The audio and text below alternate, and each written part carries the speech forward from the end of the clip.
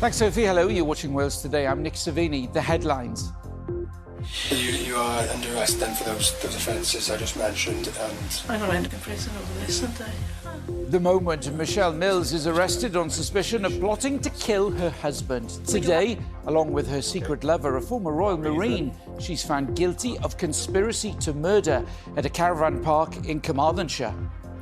Christopher Mills survived an attack from two masked men who used imitation firearms, gas masks and cable ties. While this case has all the makings of a TV drama, at the heart of it was a very real conspiracy to take someone's life, and there were potentially fatal consequences to the planned attack on September the 20th. Michelle Mills said this plot was all a fantasy. The jury didn't believe her. Also tonight, they'd make unlikely partners, but the Welsh Conservative leader begins talks with the First Minister over a budget deal at the Senedd. Believe it or not, this is a classroom. We're in the school now offering gaming as a qualification. I was ecstatic. I was not expecting this to ever happen because teachers always say that gaming isn't good for you. You learn about different genres, the business side, the media side, all in one term. Hello, in tonight's sport. Lewis Rees-Zammit's back, and the new head coach who picked him claims he's even better after his stint in American football. When he spoke to me, he said he's definitely faster and a bit bigger since he's come back as well, so that's good for us to hear.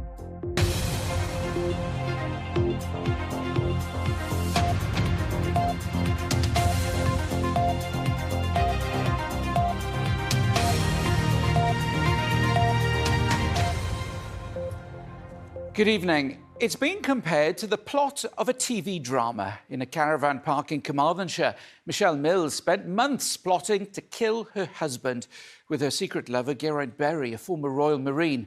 Today, they were both found guilty of conspiracy to murder. Her husband, Christopher, was attacked by two masked men using guns, gloves and cable ties in September last year. A third man was cleared of the charge. Live to our reporter, Mallory Williams, at Swansea Crown Court. Mallory.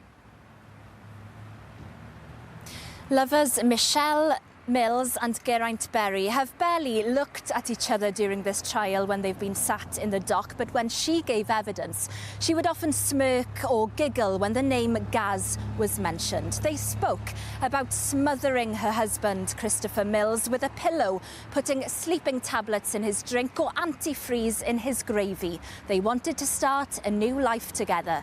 That didn't work out. The moment it came crashing down for Michelle Mills. I don't end up in prison over this, don't I?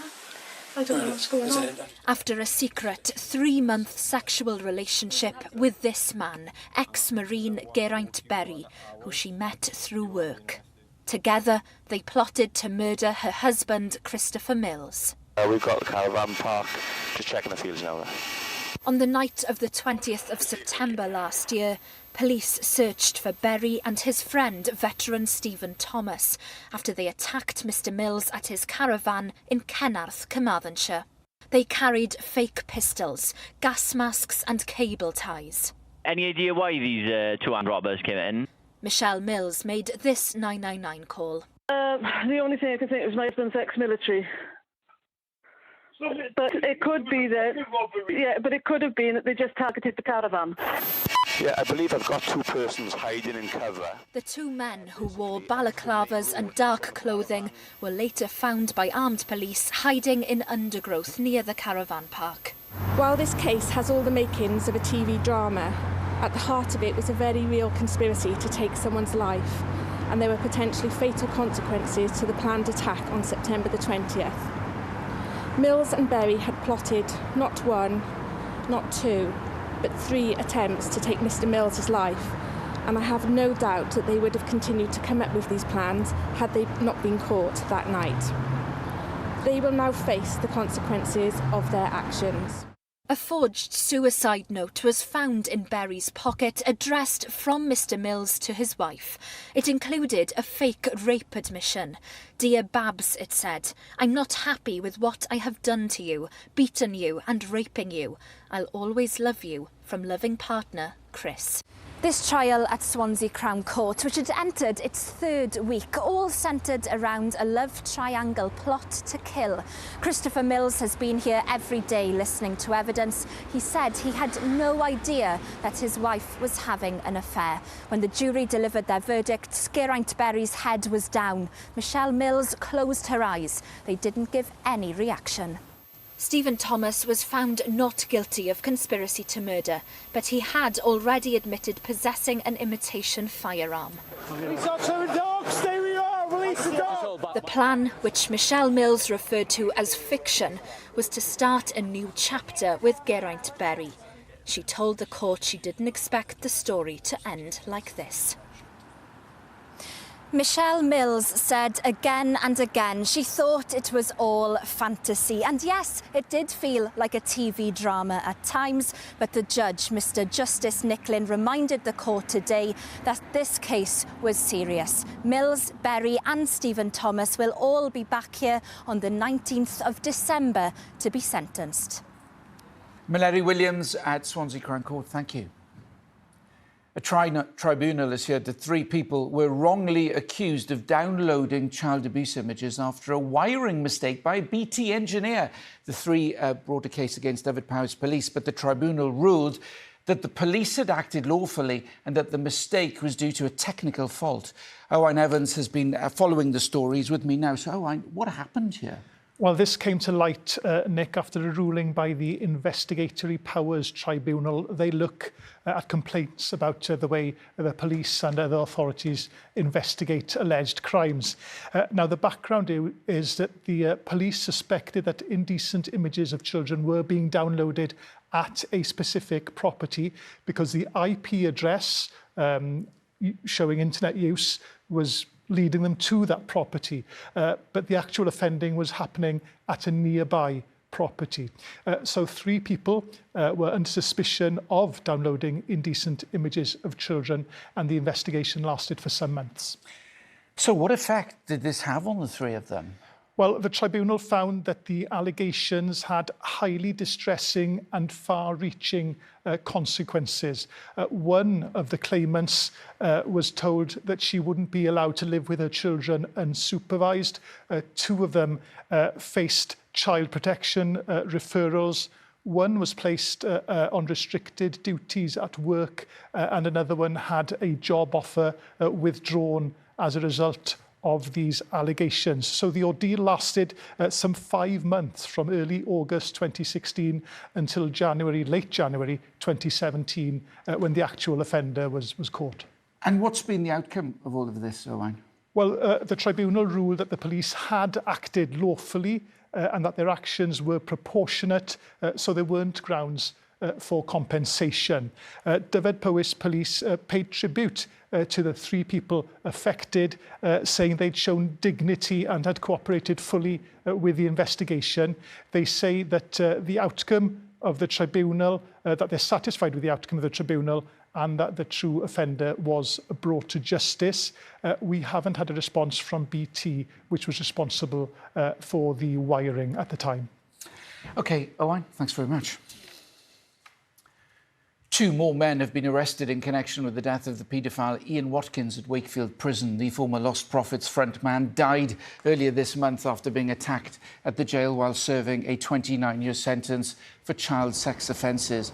West Yorkshire Police say 2 men aged 23 and 39 have been arrested at the prison on suspicion of conspiracy to murder. Wales is to have a new standalone regulator for the water sector following the scrapping of Ofwat. It'll be tasked with supporting long-term investment in infrastructure and environmental protection. It follows a review earlier this year which called for oversight of water companies in England and Wales to be completely overhauled.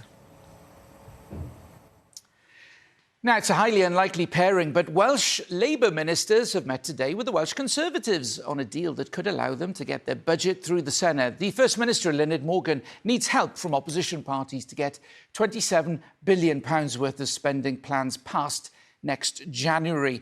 Our political correspondent, Cemlyn Davis, is at the Senedd for us. So, Cemlyn, what do we know about the meeting?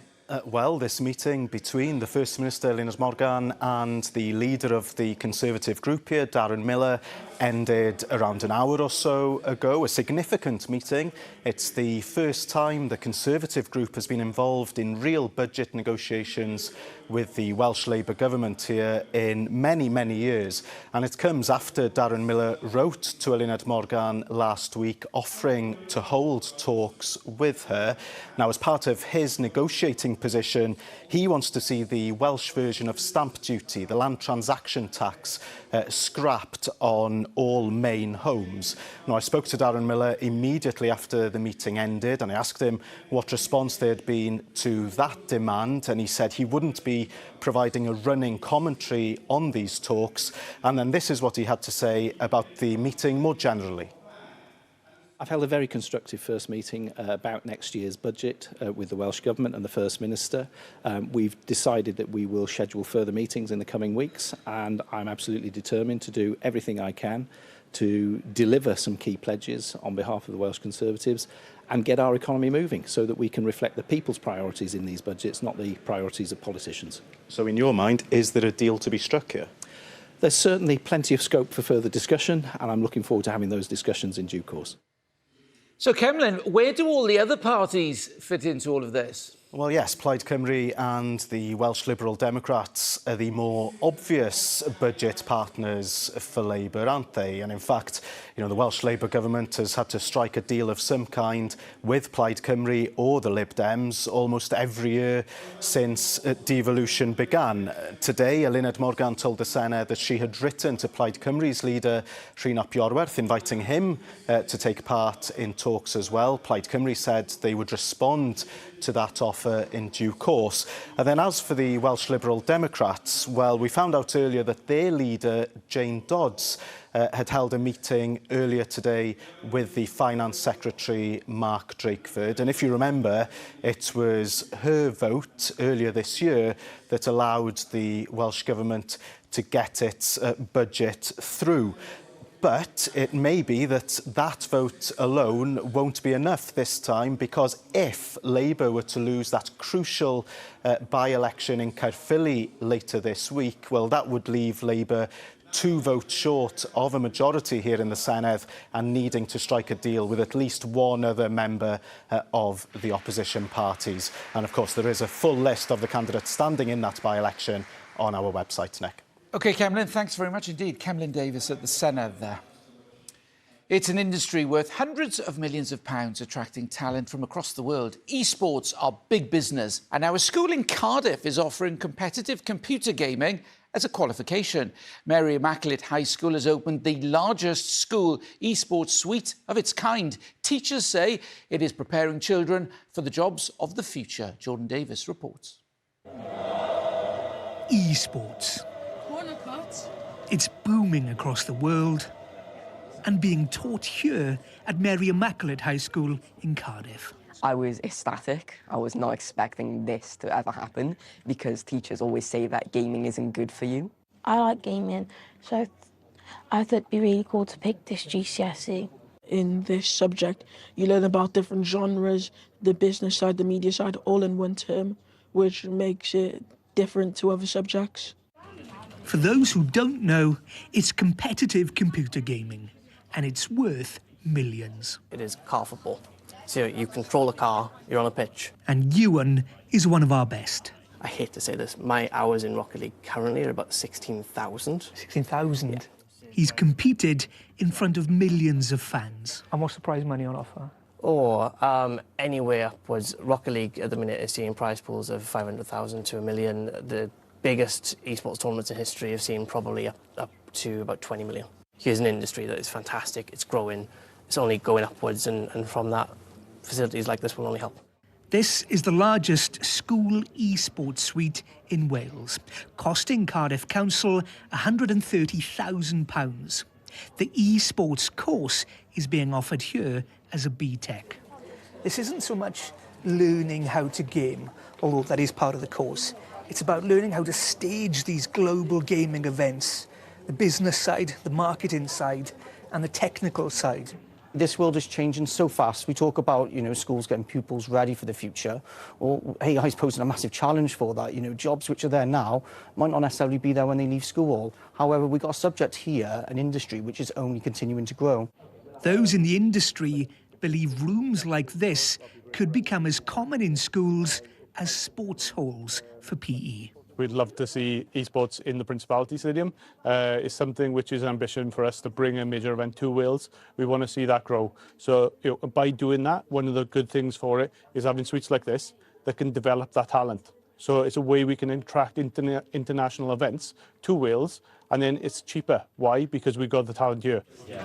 This is the future, and it's hoped Welsh pupils can play a part in it. Jordan Davis reporting. Still to come before 7. Wales are in good hands, a reassuring message from Jess Fishlock as she speaks for the first time since announcing her international retirement.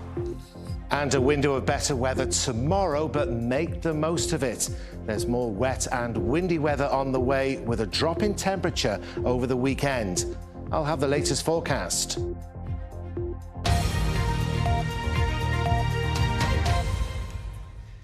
On Thursday, voters go to the polls for the Caerphilly Senedd by-election. For 16 and 17-year-olds, it will be their first opportunity to vote. Our reporter Bethan Bushell has been to Coleg y Cymoedd in the constituency to find out more about how some young voters are feeling ahead of the by-election. I've lived here my whole life, and there's a lot of attention on Caerphilly at the moment, and I thought, what better, or who better knows the area than you guys who've lived here, grown up here, now study here. So can you just tell me a bit about the area? What makes it so special? I like Caerphilly because everyone's really friendly as well. It's a big aspect on community, even if it's not written. It's just a very nice place to be. I think it's really big on Welsh culture, so they always have celebrations around Welsh holidays. For you guys, it's going to be the first time any of you have ever voted or even been given the chance to vote. So how does that feel? We can make change, which is really cool. I don't know, that's just awesome to me. After 16, you're out of compulsory education. You choose what you do with your life. You should be allowed to choose what happens in the place you live. There is a lot of people our age in Caerphilly, though, who don't know as much about politics, and that's where I think it could maybe be a bit of a problem. Because if they're voting and they don't really know exactly what they're voting for. There are loads of kids that are voting based on radical political media, and that's not okay coming up to the election. Yeah, and I think especially because we kind of live in an era, I don't want to say of fake news, but there's a lot of information that's spread around that isn't right, as for radical media, and but not even that, some people just don't know how to vote. How have you been getting your information about the by-election? Sort of where are you hearing it discussed? Are you seeing things online, on the media, or in schools? I've had a lot of leaflets and councillors come to the house and talk to us.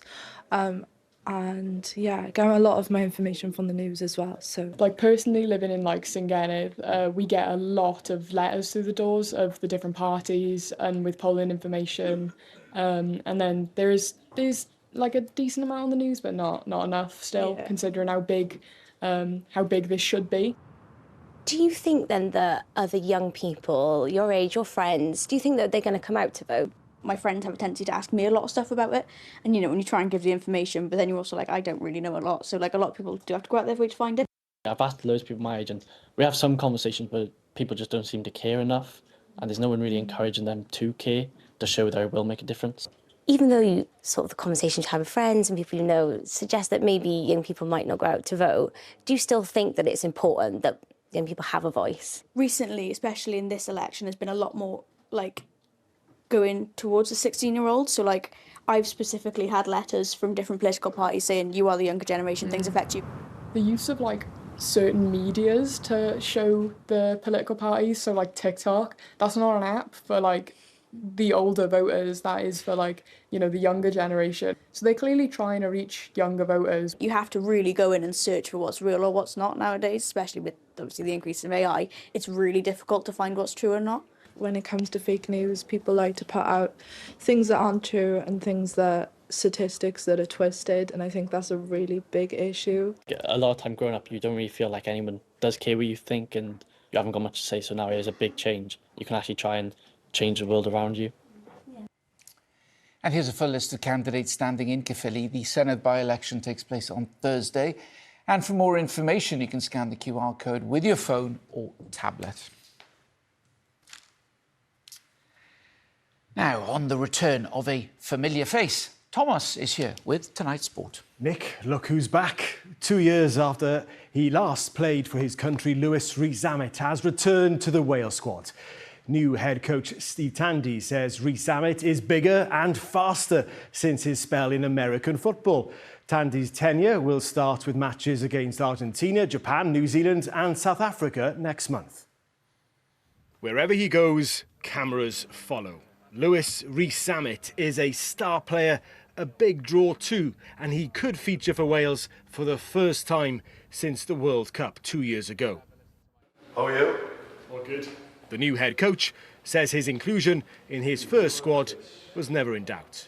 He's a special athlete. When he spoke to me, he said he's definitely faster and a bit bigger since he's come back as well. So that's good for us to hear. After winning 41 caps, Will Rowlands has announced his retirement from international rugby. One surprise today, the inclusion of Saracens prop Rhys Carré. He had been ineligible under the WRU's selection policy, as he's 5 caps short of the required 25 for those plying their trade outside of Wales. But there are loopholes for those who haven't had reasonable offers from Welsh regions. While it's a new beginning under a new head coach, problems in the game persist. The first of their autumn internationals will take place just days after an expected announcement on the future of Wales's 4 professional sides, with the Welsh Rugby Union saying halving the number of teams is still an option. There's going to be players in this camp that may well find out, and bear in mind we don't know exactly what's going to happen at this stage, but they may find out in the coming weeks that they're going to potentially lose their job, which, you know, regardless of whether you're a rugby player or whatever job you do, is a highly concerning situation. Tandy takes over a side ranked 12th in the world and one that broke an 18-match international losing sequence by beating Japan in the summer. Little wonder then expectations this autumn are not particularly high.